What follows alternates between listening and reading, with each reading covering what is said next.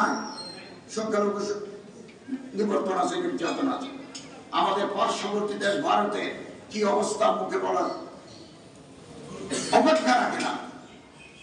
তারা বলছেন বাংলাদেশে প্রসিকিউশন হচ্ছে, তাদের দেশে কি হচ্ছে? এটা তো ডাবল স্ট্যান্ডার্ড, এটা তো দ্বিমুখী নীতি। তাদের দেশে মুসলমানদের কি অবস্থা? পশ্চিমবঙ্গে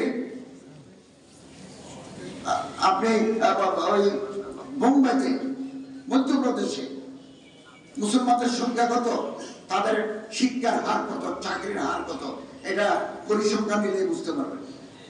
তাদের দেশে তো there is no right of the Muslims.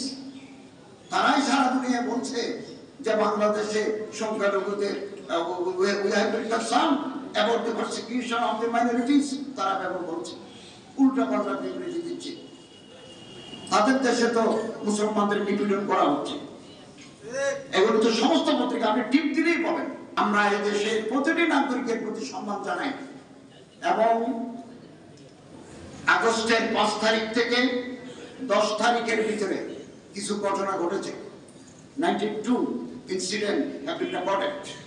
আমরা 72 জনকে গ্রেফতার করেছি। এদের বিরুদ্ধে সুনির্দিষ্ট অভিযোগ আছে। তদন্ত যদি আরো বিশদভাবে প্রমাণিত হয় তাহলে তাদেরকে আমরা আইনের আওতায় এটা বিচার করব। যারা হিন্দু বাড়িতে আগুন দিয়েছে, যারা মন্দির, যারা উপাসনালয়ে অসম্মান করেছে, তাদের ছাড় দেওয়া হবে না। এটা আমরা বারবার বলেছি এবং আমরা বারবার এই বিভিন্ন ধর্মের মানুষ নিয়ে বৈঠক করেছি, এই দিনও করেছি আমরা, যে দেশে ভিন্ন ধর্মের মানুষেরা তাদের ধর্ম পালন করতে পারে না, এই সমস্ত অভিযোগ মিথ্যা, অসত্য। এই এলাকায় যদি কোন ধরনের